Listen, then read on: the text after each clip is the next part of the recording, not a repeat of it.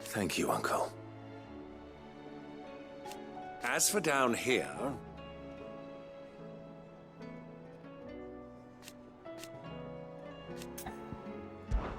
Clive, my boy! Rutherford informs me that we owe you our thanks. Hadn't intended for you to get involved, but such are the times we live in, huh? I would have done the same for anyone else. You're far too modest, Clive. You'd make a terrible nobleman. But tell me, is the realm truly in as dire a state as Rutherford suggests? From what little I saw, you were right to be worried. I suppose I should have expected the worst. But I was rather hoping the great and good of the realm might have things a little more under control. Alas, it seems that firm leadership is in short supply these days, and without it, the people are bound to lose their way. We must move quickly. But where do we start?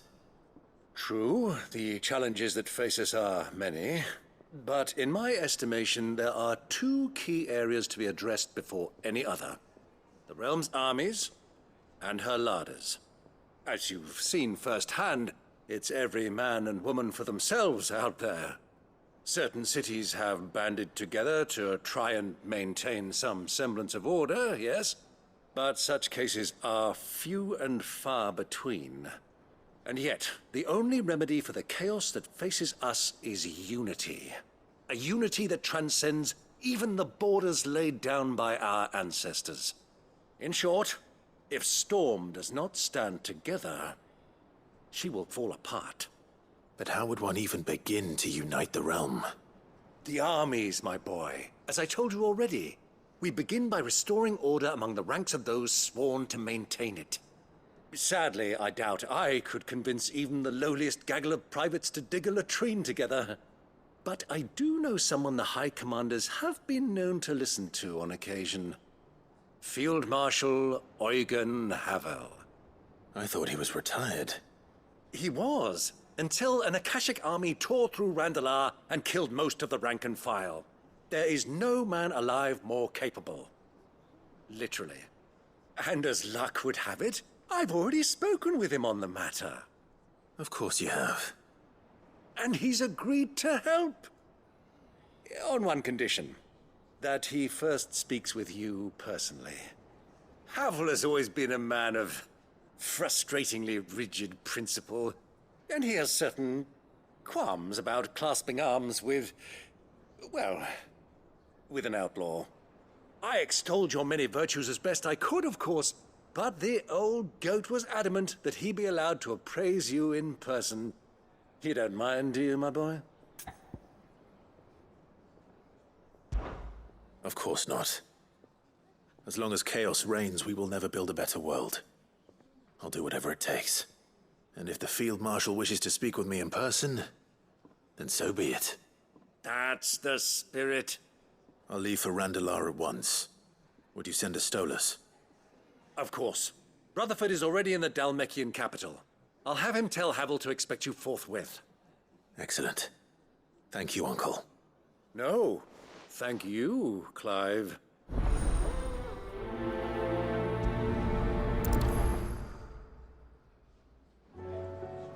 Don't worry, my boy.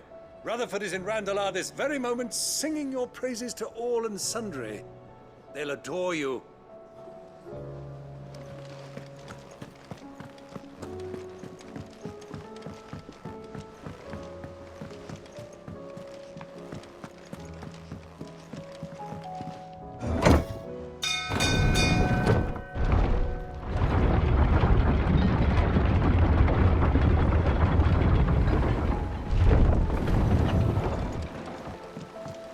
What do you think that thing is?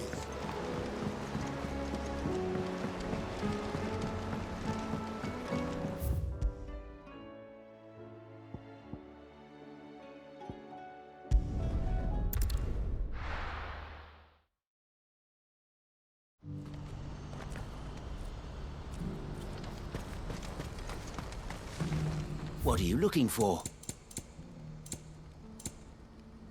You're welcome anytime.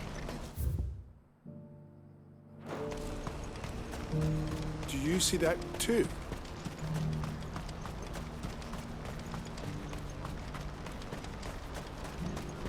Papa? What is it? Please, just make it stop. I'm scared.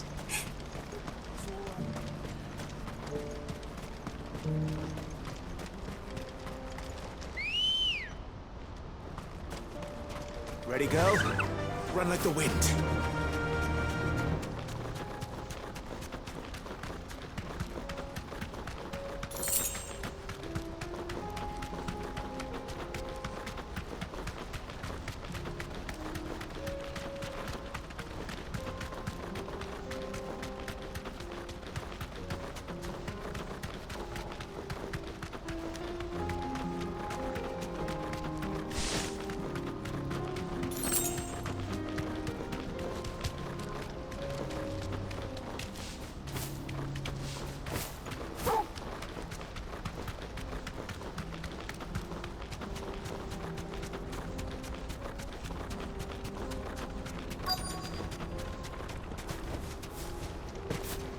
Can't be Rutherford, can it?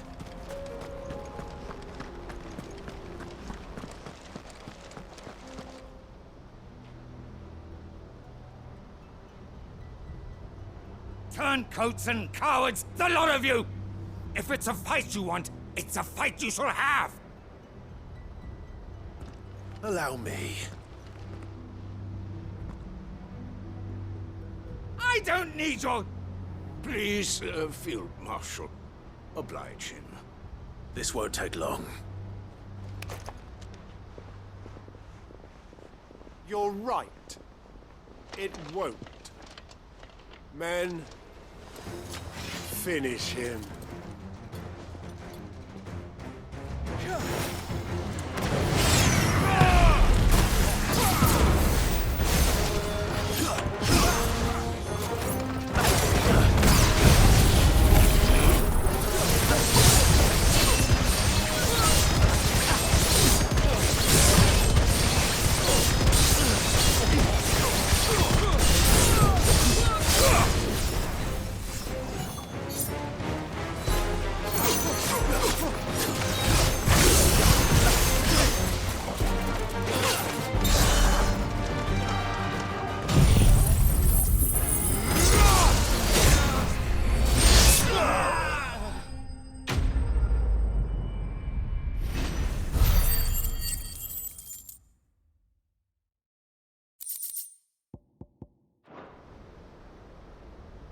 A little longer than I'd have liked.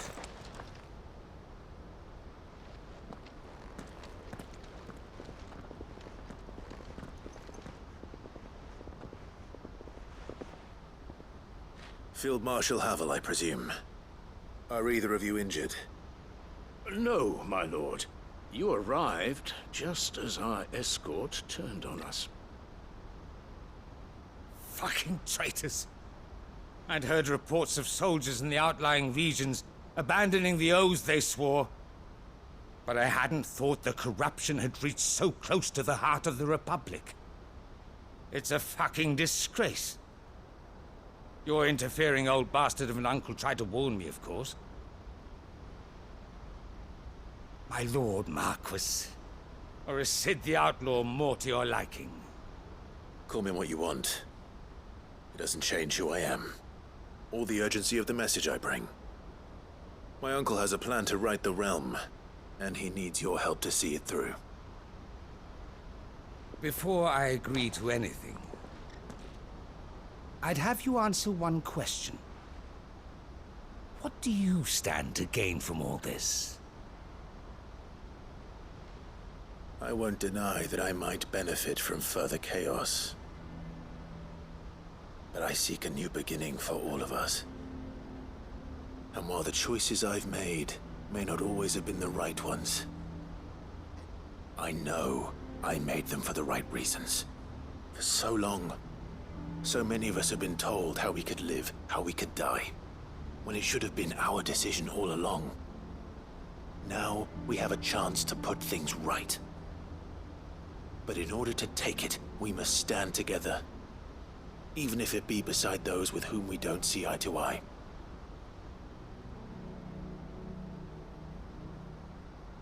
certainly not the words I expected from an outlaw. But perhaps your uncle was right. You are no ordinary outlaw. I'll never hear the end of this. All right. I'll start by ordering my most trusted guard to bring the Dalmekian fringes under control. Next, I'll make contact with my counterparts in the Imperial Army and see if I can't convince them to try and restore order in their own territory. Thank you, Field Marshal. But they are not the only ones we will need to convince. What do you mean? I don't doubt that I can bully some sense into a few generals, but those they answer to require a different kind of persuasion. And when it comes to honeyed words, well, we will need an envoy. One who can court even the most stubborn of statesmen. You, perhaps. I'm flattered. But I'm no diplomat either. And I have other problems to attend to. What we need is a skilled arbitrator. And I may know just the person. Is that so? And would he happen to be an outlaw too? Of a different kind, perhaps. Well, beggars can't be choosers. I suppose we'll all have to find a little of the outlaw in ourselves if we're to make it through this. Very well. Send your man to me right away. I shall.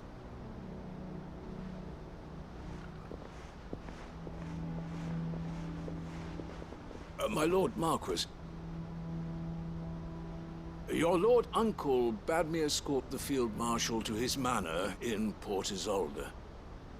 And I will see that my associate joins you there. Very good, my lord.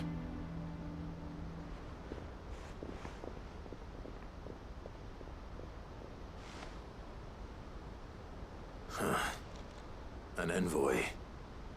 I'm not sure I'm the man to talk anyone round. I can barely convince my brother to take his medicine. No. This is a job for someone with experience. Someone like Quentin. I hope I can convince him at least.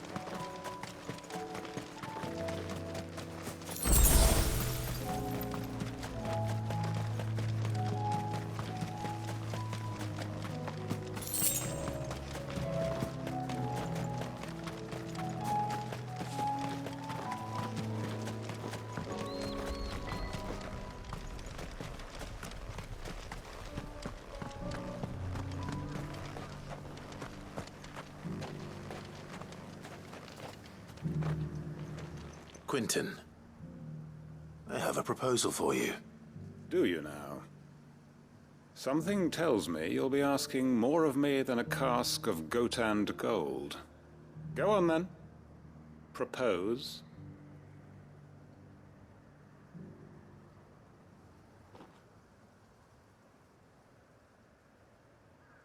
You'd have me convince the chiefs and chamberlains of the realm that they should simply swallow their pride and do the one thing that has proved impossible for thousands of years.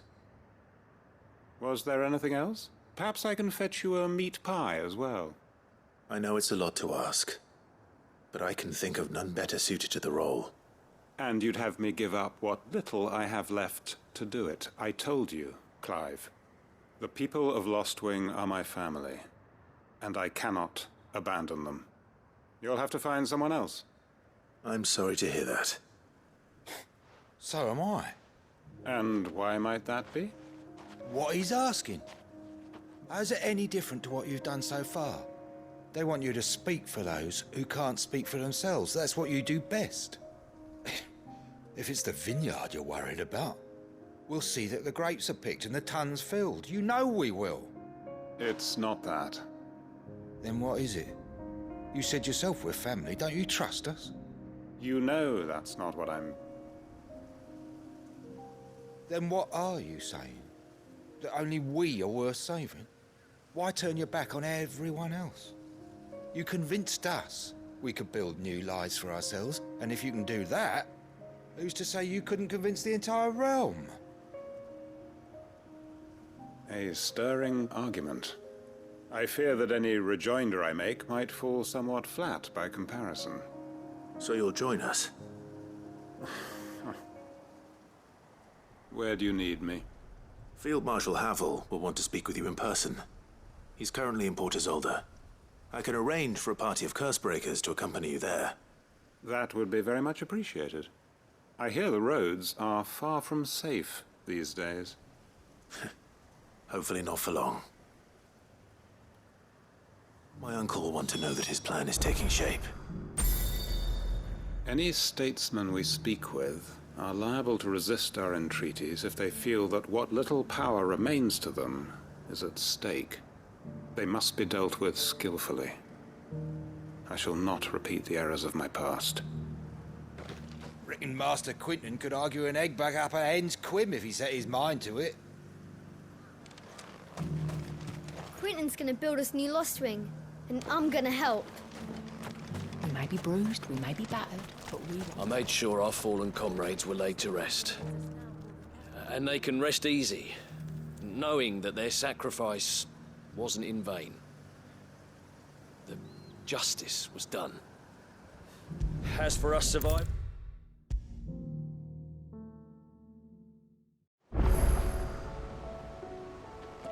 Uncle, I bring good news. The Field Marshal has agreed to your plan. Ha! Of course he has. I didn't doubt you for a moment, dear boy. Rutherford is accompanying him back to your manor in Port Isolde as we speak. They will await your return there. As will one other. One other? Who, exactly?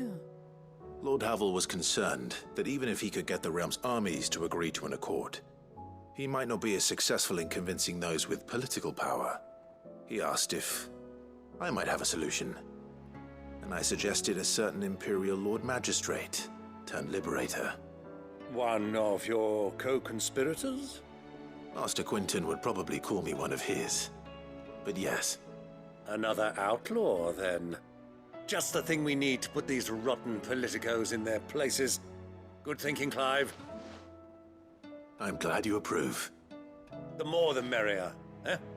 Uncle, assuming Havel and Quinton can solve our problem with the armies, you still haven't mentioned how we might manage the grain shortages. Oh, don't you worry, my boy. The 7 high houses will be seeing to that. They have all agreed to make the most generous of donations. Oh, of course, it did take a little persuasion, but luckily I had some unexpected help. From who? Why, you, my boy. Rumor has it that you rescued the Lady Ariane's head steward Rockford from a horde of bloodthirsty bandits. It was more of a handful. Well, the old battle axe was so pleased. She had a shipload of talents delivered to my private docks by the next new moon. And when the other houses saw the parsimonious old crone's purse strings finally loosen, they as good as tripped over themselves in the rush to follow suit. I'm happy to hear it. Now, I must be getting back to the manor. Join us there at your earliest convenience, would you? Of course, Uncle.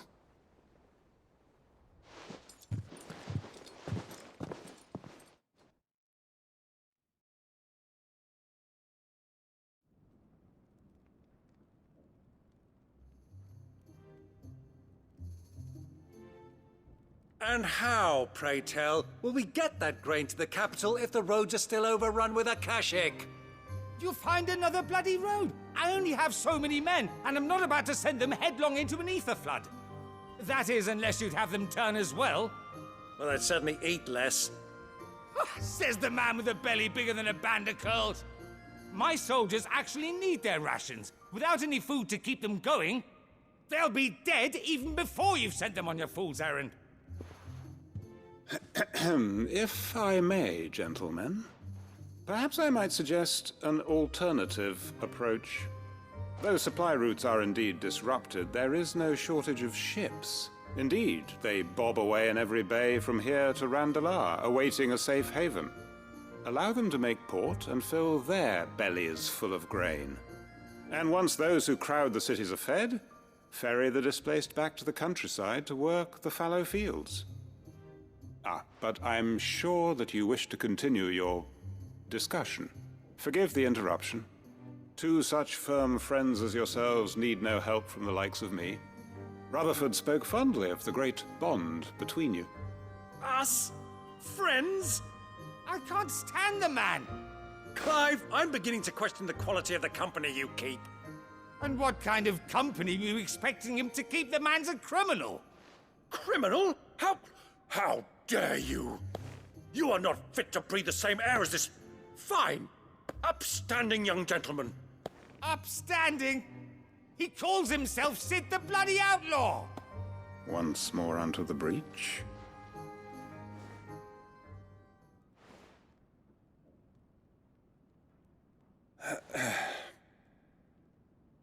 Shall we begin again? What we seek here is not to create a new nation, nor to claim the thrones of those that already exist. We wish simply to bring stability to the realm that mankind might weather the current storm. And to do that, we must convince those in power, the generals, the statesmen, the nobles, that our cause is just. There will be disagreements, yes. And I imagine some resistance, much resistance. But we cannot let that deter us. If we show them the path, show them that we walk it ourselves, then I am confident they will follow. The fate of the world lies in my nephew's hands, but the well-being of her people lies in ours. And we must not squander the chance that Clive has given us. Uncle Byron, Now, with that settled, let's move on to the signing of the Accord. For what great moment in history hasn't been accompanied by a little ceremony?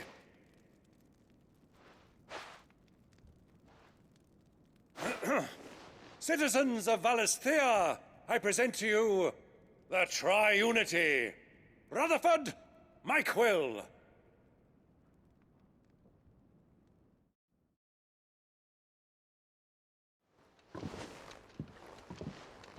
Well, my boy, the stage is set. that it is. This is the role you were born for. Now I ask only that you trust in the talents of your supporting cast. We shall play our parts to the best of our abilities, that you might have the opportunity to shine. The realm needs its Sir Crandall. And there is no better Crandall than you, Clive.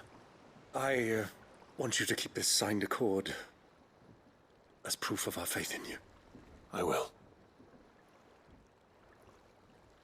Thank you, Uncle.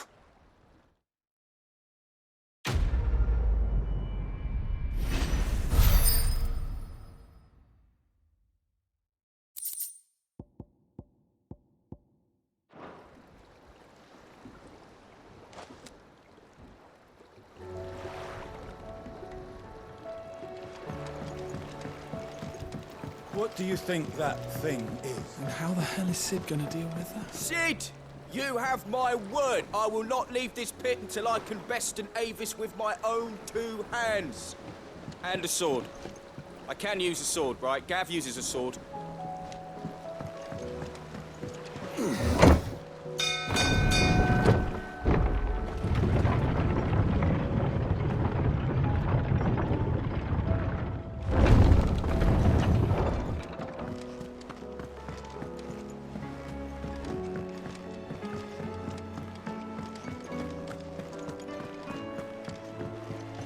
While I admit I had my doubts at first, your man Quinton seems a reasonable sort. That and every moment he's talking instead of Havel the better chance we'll have of setting things straight. You can trust in us, Clive, just as we trust in you.